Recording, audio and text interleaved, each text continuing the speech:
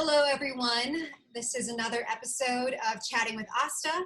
If you are enjoying this series, don't forget to like, thumbs up, comment, subscribe. This is a series that seeks to explore many different people that I know and love in my life and use them as both inspirational and informational resources. Today on my show, I am lucky to be joined by someone I greatly admire, composer Steve Moore. Really badass musician, worked on multiple films. Welcome to the show, Steve. Thank you. Thank you for having me. Of course. How are you doing, man? Things are good. Things are definitely crazy, but you know, we're staying safe and staying sane, staying active. Yeah, keeping the brain working, talking, communicating. Yeah. Trying to stay, you know, connected, for sure. Yeah. So for those that are watching and may not already know, you have worked on a bunch of different film scores, including one that I have heard and I never get tired of, The Guest score. That has become, my husband has probably written 2 to 3 screenplays just listening to that score on loop, the entire thing. I have broken my sprint records with that score playing. So, you know, and you've worked with Joe Bigos on VFW and Bliss. How lucky you've gotten to work in such cinematic work. Yeah, I've gotten very lucky. I've met some really great people along the way, and it's been really like an honor to work on the films that I've worked on. You know, I'm proud of every movie I've worked on, and it's really you know, it's been like a dream for me. Growing up, I always wanted to make music for films. Like even as a child, like people talk about like receiving their calling early in life, but like I swear when I was 7 years old, I knew I wanted to make music for movies. It took a long time to get to that point, but yeah, it's really great. And I'm glad you mentioned The Guest too, because that's probably, you know, and this is very, I have to be very political about this. The Guest is definitely like my favorite film that I've gotten to work on, because, this is truth, but I wanted to, you know, just so there are no hurt feelings. Yeah. I love The Guest so much because I actually got to be in the movie. Whoa. It's the only film, it's the only film I've worked on that I actually got to make a cameo in. And for me, that was like a very special thing, not just to be able to be on screen, you know, sharing a scene with Dan Stevens, but to be able to be on set. I was on set for 3 days. Adam Wingard brought me out. We had when we were setting up everything for The Guest. There was a lot of music that I actually recorded for the film before they even started shooting anything. Yeah. Adam wanted to have something in mind while he was shooting, and to have in mind while they were editing after that. So some of the music, or at least some of the ideas, were recorded before the filming. And then we all agreed, he thought it was very important that I be there for at least a few days of filming to get an idea of the vibe of the film and how they're moving. And for me, it was very informative. It definitely helped in a creative way. But even more importantly than that, I think it really showed me like how much work goes into making these films. You know, just so many people, like dozens of people working their asses off behind the scenes that you only barely see their names in the credits as it scrolls by at the end of the film. Yeah. But it gave me a real appreciation for like how hard everyone has to work to make a film. Yeah. It really is a collaborative effort. Yeah, and sometimes like for me there's different like things that stand out to a film, and I always pay attention to the score and the soundtracks because they really like help to add this visor for the audience that makes you zoom into this alternative reality and these imaginary circumstances, and it really like pulls you in. And it can also be the thing that like throws you out, you know, if you That's don't. yeah. But The Guest, you really like created this. That's why I have this background today. I wanted to have like this kind of techno, like, you know, inspired like motion background today. But Yeah, it's perfect. Yeah, I absolutely, I love that film, and I have to go back and watch it and remember, because I met you after having seen this. We finally met in person this past fall at the Brooklyn Horror Film Fest, where you were Right. there because of VFW, which you worked on, but you also were the DJ for the big party night. And closing party. that was such I mean, it's great that you got to like have that experience on The Guest, and I think it's great that you've also known that this is like what you want to do.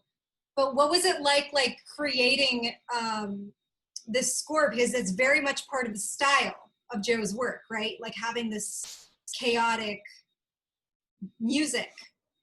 We're talking. Are we? VFW and Bliss. Yeah, Both? VFW and Bliss.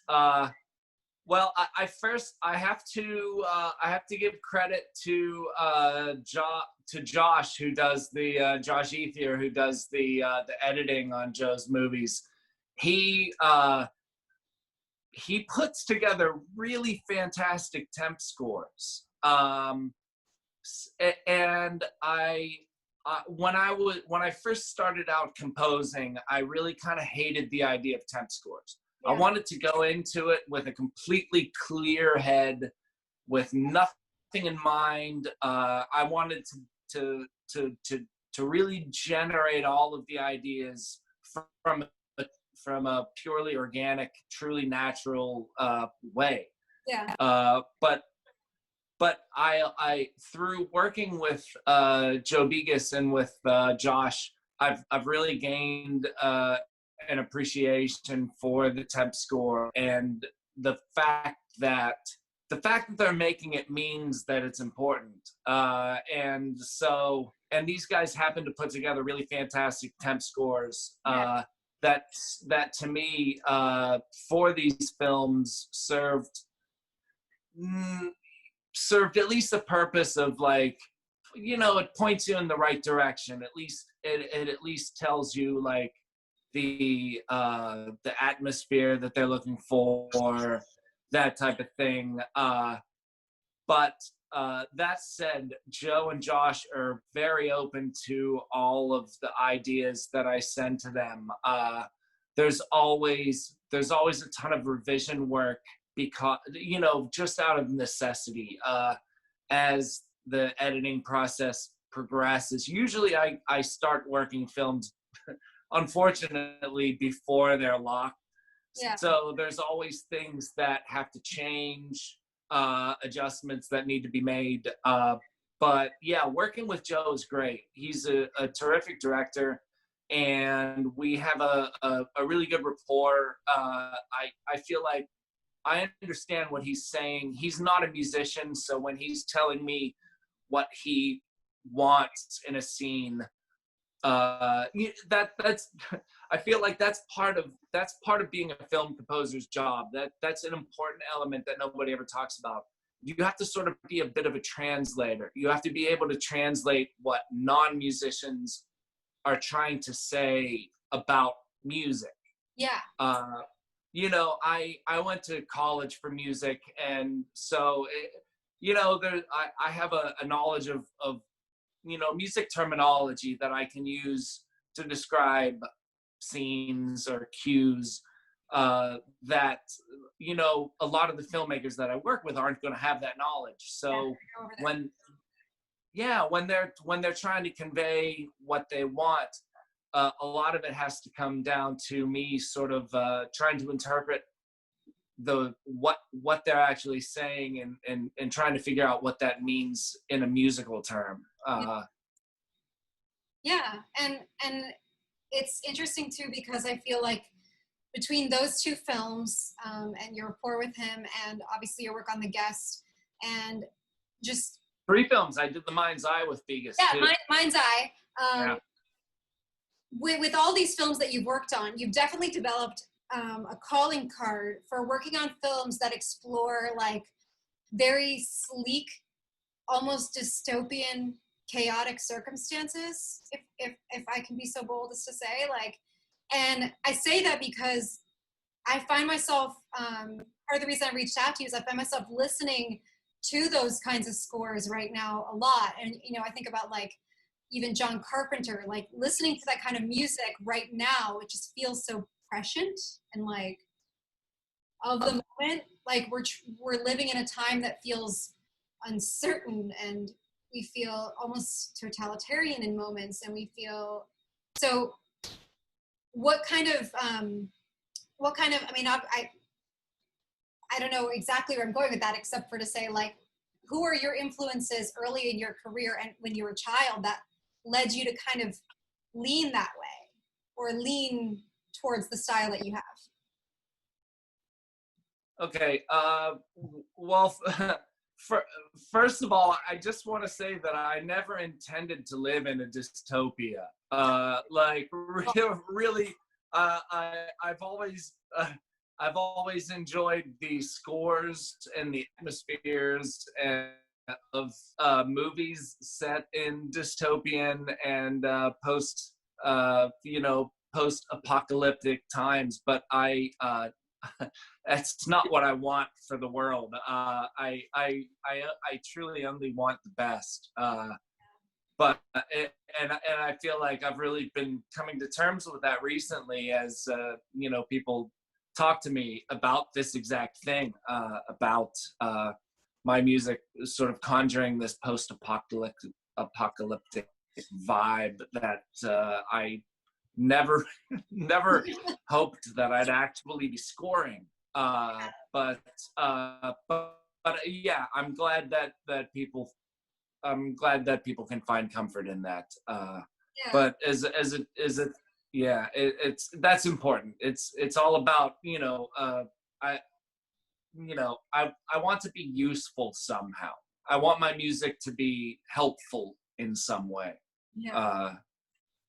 But you talked about like growing up. I think like one of the very first. I mean, of course, being like, I think the first score that I ever heard that I truly like fell in love with was the Queen's score for the 1981 Flash Gordon movie. Or was it 1980? It was 80 or 81. I think it was 1980. Yeah. But yeah, I remember watching that movie as a child. Like we first got HBO in like 1981, and that movie was on every morning and every afternoon. And one summer up, like before I started the grade school, I swear I watched that movie literally every morning and every afternoon. And it really just had like an indelible effect on everything, really. I think that was the start of it all. I just couldn't believe like how cool the score was. The combination of the totally bombastic rock element with all the crazy synthesizers and the intermittent orchestral cues, just everything was perfect. I would not have expected that answer. I don't know. But that is true. I love that soundtrack. I guess the people I always associate as my early exposure to film composer greats are like, you know, John Williams, And then I share a birthday with Ennio Morricone, so I was just like all about like I walked down the aisle to an arrangement. I had two musicians do like an acoustic arrangement of his love theme from Cinema Paradiso, because it's just yeah. Every That's time I play a character, very classy. yeah, every time I played a character or wanted to like listen to the musical interpretation of what love feels like, I listened to that, right? Yeah. So Morricone really was tapped into it. yeah, he's great, and you've actually gotten to work with another infamous score related group, Goblin. Yes. Can we talk about this? Like, Oh, I'd love to. Yeah. that's amazing. Yeah. So yeah, my band Zombie, who we named ourselves after the Italian cut of Dawn of the Dead. We really, like, when we got started playing, we like Goblin was one of our major influences. And so it just so like happened that a decade and a half later, we got the opportunity to open for Goblin on a full U.S. tour. And in doing that, like, we got to meet these guys and became friends with them. And they're just the sweetest guys, just totally the sweetest guys. And I want to make clear that the version of Goblin that we were opening for, because there's two versions right now. Yeah. There's Claudio Simonetti. Claudio has his version, which is him and then some younger cats playing. And then there's the other version, which is the four other remaining original members. And that's the version that we were touring with.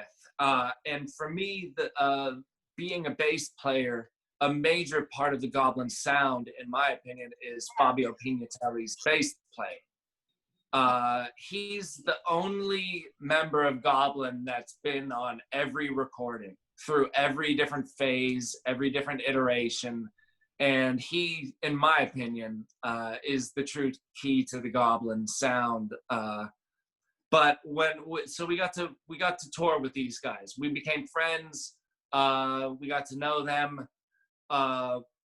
Maybe 5 or 6 months later, I got Maurizio Guarini, he was the other keyboardist from Goblin who was on all the classic scores.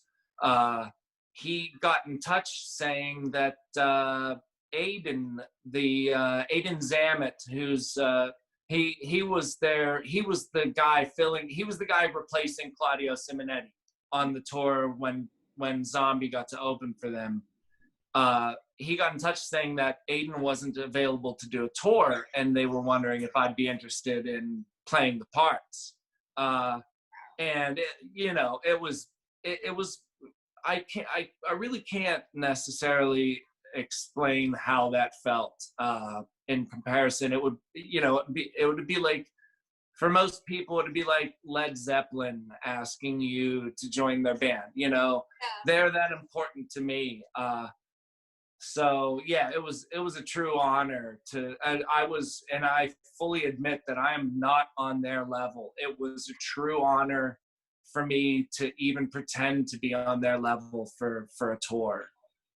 That's insane, and you don't have to be on their level, but like the fact that you have the capacity to work in the framework that they give, and like you respect for them, and like that's a great energy exchange. And as a musician, you've also been putting out some of your own music separate from film. Do you want to talk about that? Yeah, I've actually been really busy, very active. I have a lot of music out there. I like to make a lot of different types of music. I'm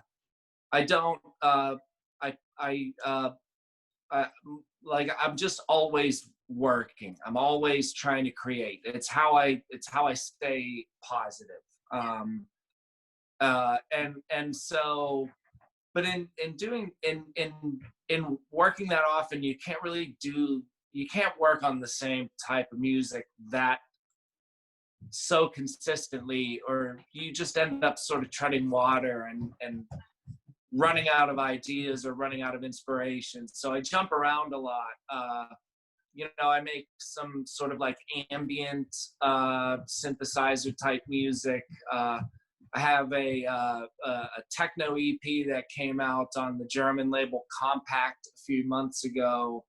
I just try to I try to plant as many seeds as I can and see which ones grow. My band Zombie has a new record coming out next month, and we're really excited for that. I'm very excited for people to hear the record. Oh, I'm excited for that. Oh my goodness, I will keep my eye out for that. What has been like your I think that's something that's kept me relatively insane outside of doing this show, because it does help talk to all different types of people all the time, is my husband keeps us on a routine. So we have like blocks of the day and things like that. And one of the things that he's come to realize about me, however, is I literally cannot function with quiet. Like I always need music on, or even if it's just background, like a show, or like I need something on, especially with sirens blaring. What's your schedule looking like these days? It's pretty crazy. I have 2 daughters, a 5-year-old and a 10-year-old, and a lot of my time that's my main gig. The music is a side gig for me. The main gig is I'm like Mr. Mom type. Wow. So my schedule is very busy. There's never any downtime, never any quiet time. I never have to worry about that. There's always sounds coming from like the laptop or from the TV or from one of their tablets or something like that. There's never any downtime. And they've been mostly understandably, like, they have the right to be not well behaved, but they've been mostly good with you. Yeah, I mean, we had our difficulties in the beginning, but I think I feel like we got our pace. We got used to it, just like everybody is. It was a little bit hard on our 5-year-old.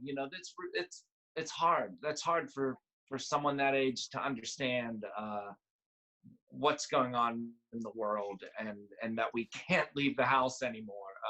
That's difficult. So understandably. Yeah, I mean, and that's not just your kids, right? I mean, some people are acting like kids right now because they can't get what they normally want. But there are times to break the rules, and there are times not to. On that note, I wanted to ask you, what kind of message do you want me to tell the universe on your behalf? I mean, I think the really timely and relevant thing right now is that Black Lives Matter. Yeah. I think that's what I would want the universe to know on my behalf. There's nothing at this point more important than that, really. No, and I mean, if we do focus on that issue, and I will always, like I do with every episode, I will put resources to do with anything we've talked about, but especially if we do recognize that issue, then everyone can say that this is a great place to be, right? And I'm not just talking about America, I'm talking about Earth. Like, we cannot turn away from people who need us and stand up, because standing up for Black Lives Matter is standing up for everybody. And it's so simple, and it means a lot that you say that, and that you recognize that that statement does not negate from your existence or my existence. It is just needs to be said, unfortunately. No, I recognize my privilege, and I really we we have donated to the cause, and I think it's just really terribly important. It's imperative at this point. Yeah, and anybody listening, watching, you can donate, you can call your local representatives, you can find out what you can do within your own community. There is nothing you can't do right now. There is nothing you can't do. Yeah, whether you want to donate locally or nationally, it's pretty important right now. And yeah, there are a lot of great causes right now that you can donate to. I don't have links prepared. I will, and I'll put it in the description. But thank you so much for joining me. Thank you for providing, for good or for bad, the soundtrack to my life right now. And so many others. I look forward to listening to more of your music, and I look forward to seeing every collaboration that comes out of this mess that you contribute your music to. And I hope you and your family continues to stay safe and healthy and sane. And thank you so much for talking. Thank you, Asta. Thank you so much. Of course.